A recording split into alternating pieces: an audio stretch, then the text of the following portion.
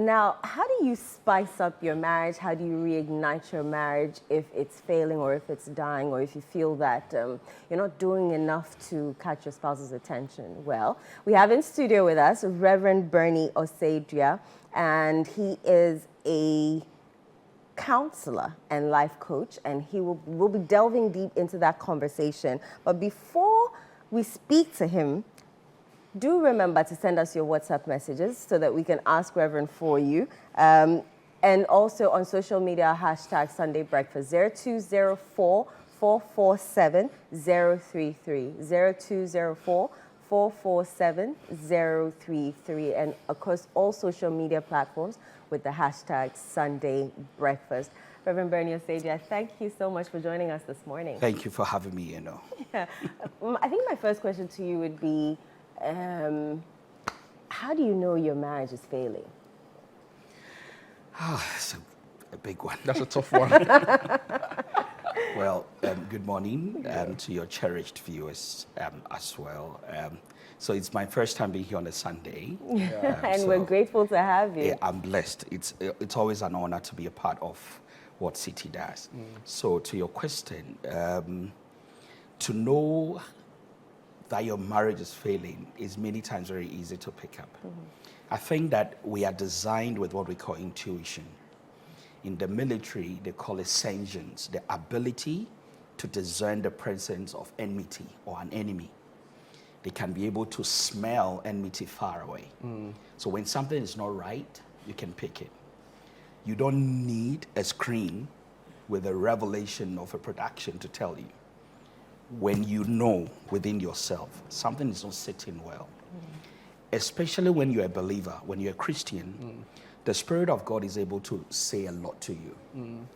If we put God aside, because we are designed like that, you have that discernment. So when you're not happy, you can tell. When I hear many times, forgive me, this is not a digression, but part of the conversation. Sometimes you hear women say that when their man is cheating, they can feel it, they can sense it. My only question many of the times is, how is it that you cannot tell when your man is not happy? Because That's a good one. You should be able to feel this. And when something is not sitting right in your marriage or in your relationship, no one needs to tell you. Your innate ability that is designed in you can be able to pick those antennas to know that something is not right. So that's the first thing. Secondly, there are things that naturally happens in your conversations that now it's not happening. This could be spending time together, engaging, connecting, the physical affection you show one to another. The kind of calls that comes usually are no more coming. The places you love to go together, suddenly, there is a diminishing element on some of these core things. And these are simple ways you can know that something is not right in my relationship or in my marriage. So then, what's the essence of reigniting a marriage then? If it's failing, if it's not the same, Yeah. and you want to keep it, many times, these things I've explained, a lot of people can see it, they can read it, they have facts to prove that something is missing, things are going south, things are becoming cold. Yeah. But the preparedness to say that I want to do something about it, I don't want this marriage to fail, I want to fix this, because I intend to spend the rest of my life with this man or this woman. You see, when that preparedness is not there, that mind is not there, you'll allow things to go south. So the first step is recognizing Recognizing something is, not right. Right. And then making the conscious effort, the decision to say that I want to fix this. Right. This is where it begins. Right. Yes, we can recognize it, but not making the decision to fix it, really don't put in the effort. So it's really important that you have that mind that we want this to work. And both partners must be on the same tangent immediately. And many times when, couples, sit across the table in a counseling session or anything, the first question I ask is, I know we're having issues. I acknowledge that's why we're here. But before we start, I want us to go to the end. what do you want out of this? That is what will determine whether we waste 3 hours sitting talking or we cut it off right here. Of course, with counseling, it always helps so that people can be able to navigate to what they exactly need out of the relationship in which they find themselves. So determining the purpose is very key. Then, of course, there are steps you take that can help you to be able to get to restoration and rejuvenating. Right. Interesting.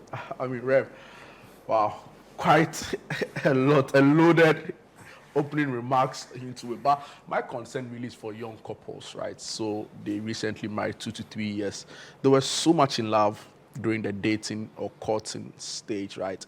Then that kind of spark is lost 2 years, and you go into it, and they say it's really something that I would, or an outsider would consider a non-issue. So the way he closes the door, right? The way he bangs the fridge. For young couples who are watching, right, who feel like their marriage has lost that spark, which some people think is normal anyway, what should they be doing right, or what should they be trying to fix? In this context, reorientations matter.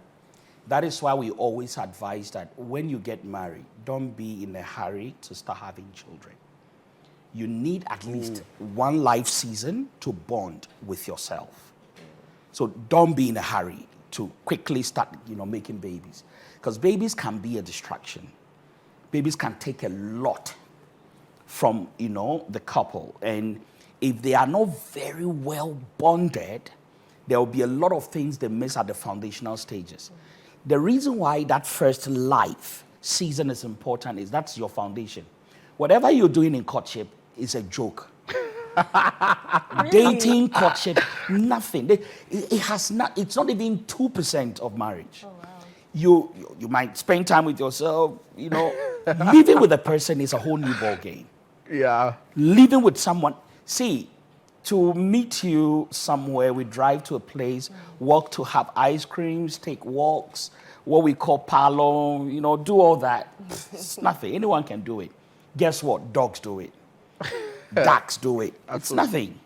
Living with a person, right. when you can literally smell the body, the way he or she sleeps, they can't see a lot of orientation now opens your eye to the reality of, damn, I'm stuck with this for the rest of my life. It becomes a reorientation. You're making how you were developed, how you were trained on certain things. It's not what he was or she was.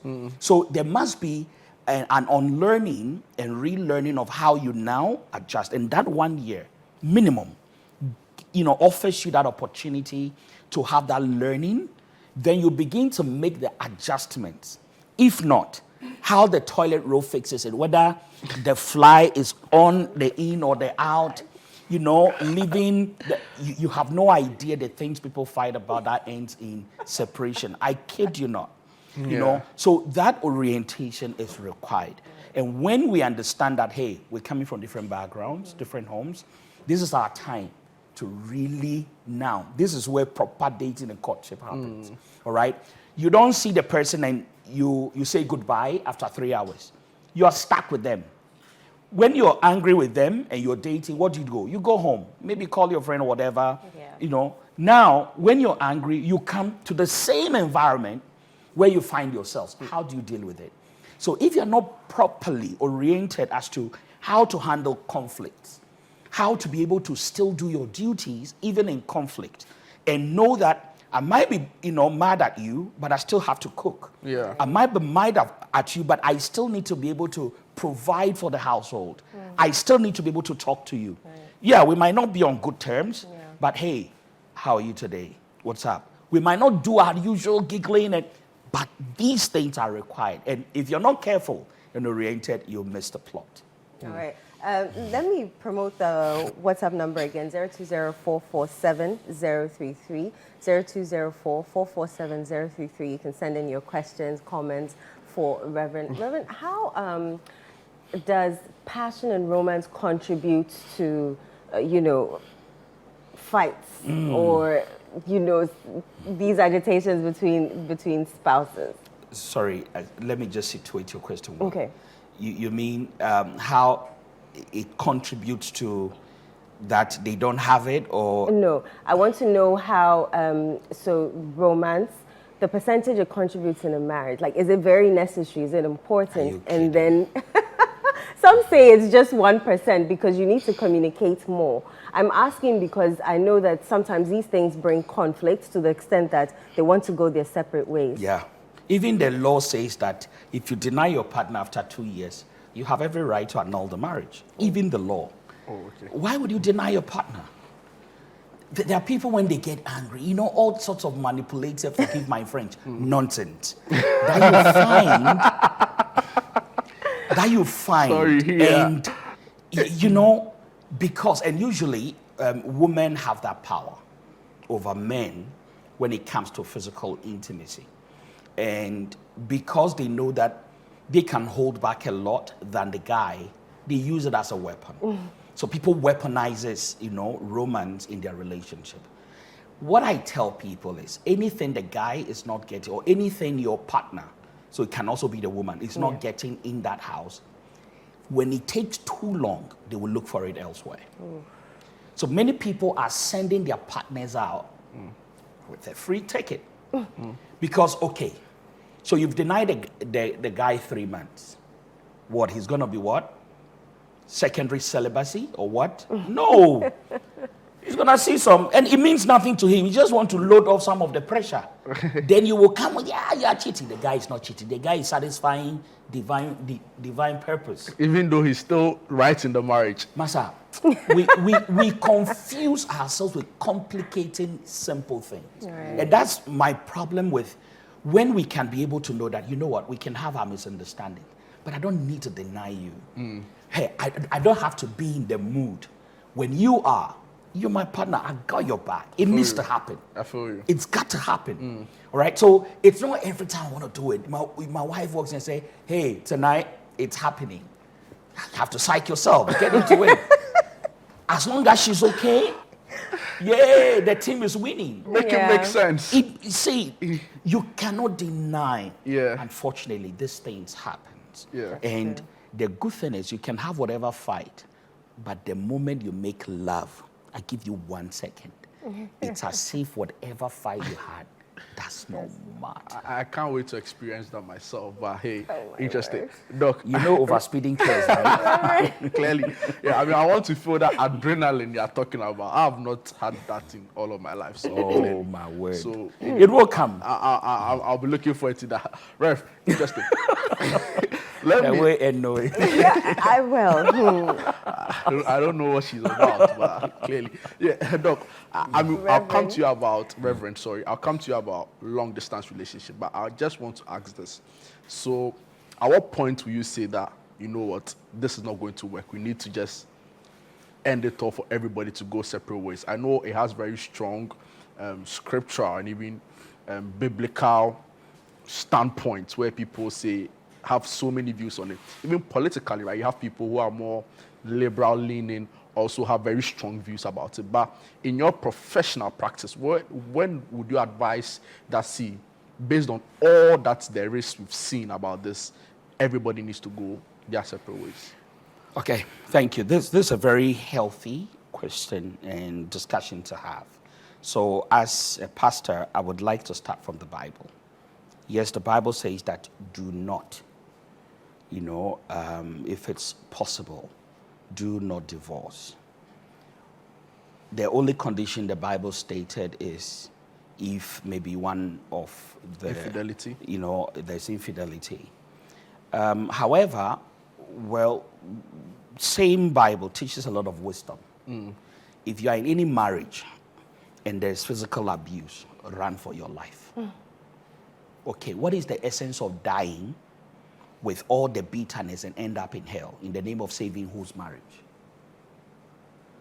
I heard a story of one man of God who preached the same until his daughter ended up in a marriage where he was physically abused. He broke the marriage in 1 week.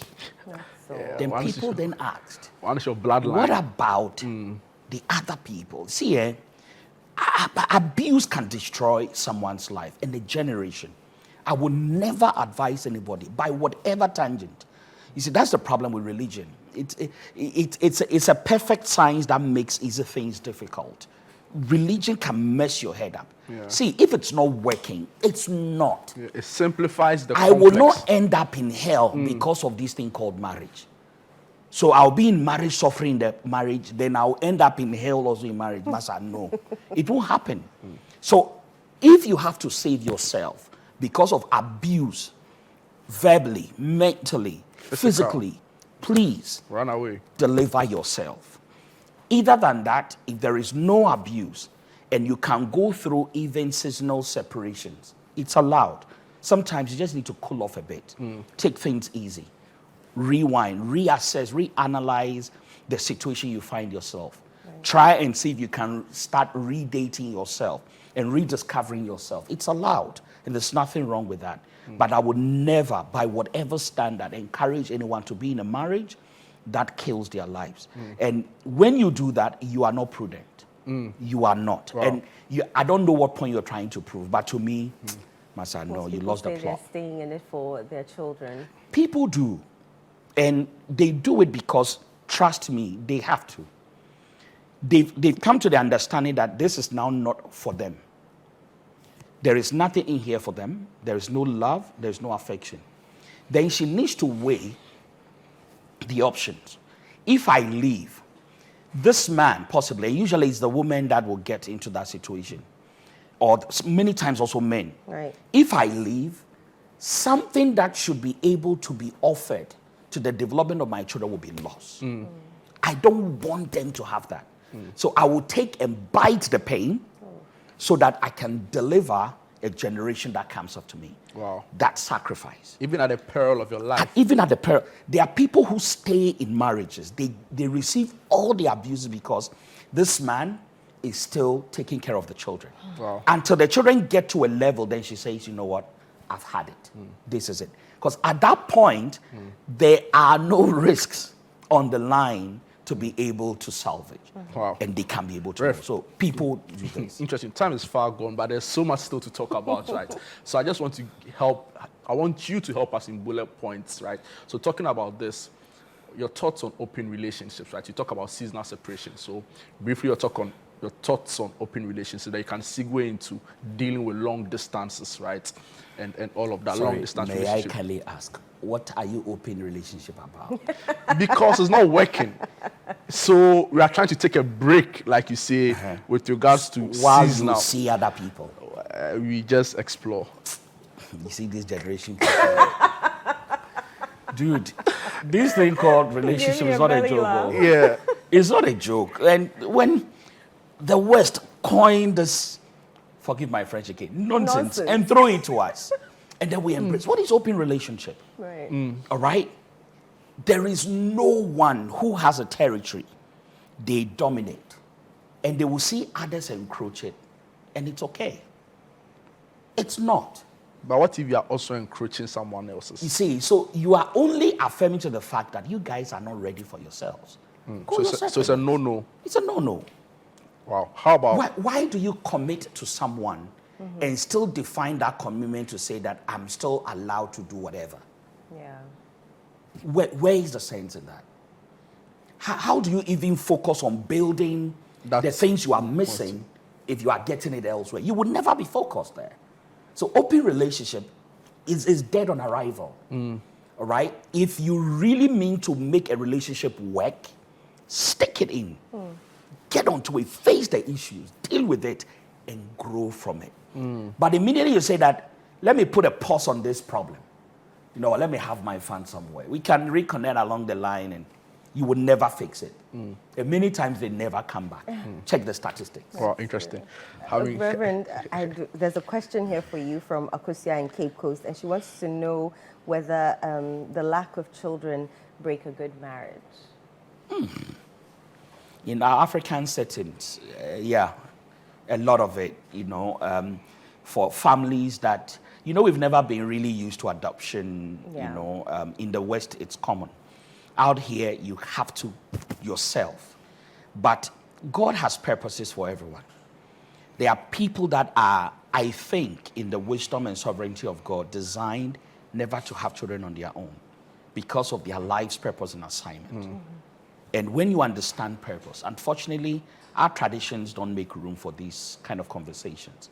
Warrior will say, oh, as long as you've been married, you have to carry. And many times we blame the woman. Yes. I know a lady who have lost her life, and they later discovered that she wasn't. It was actually the man. And they put so much pressure and distress on her. All right. So yes, you are, really expected to. But sometimes when it doesn't come, look more importantly at the purpose for your love relationship. You can adapt, you can take care of people, you can do so much. Children is not only a definition of life's purpose. Well, I really like the way you put it, right? Where look for your love purpose, right? And because of the sovereignty of God, some of these things are meant to happen by design. Incredible stuff. I've been so blessed, really, by this. Yeah, we have been It's blessed. like a And crash I can't course. believe that time's already up. Exactly. It's like a have to whole move on. crash course relationship We 101. really need to have Reverend Marriage back. I know 101. Sundays he's, busy and all Rep, of that, but we for definitely have all to of have those you who back. have more questions and still want to reach you, any email, any number you want to share, social media platforms where they can Okay, easily. I'm on Facebook, I'm on LinkedIn, and Instagram. Okay. Bernie Osadia. But you can also reach me on WhatsApp. Please don't call. It's 0500 200 944. You want to take the number again? 0500 200 944.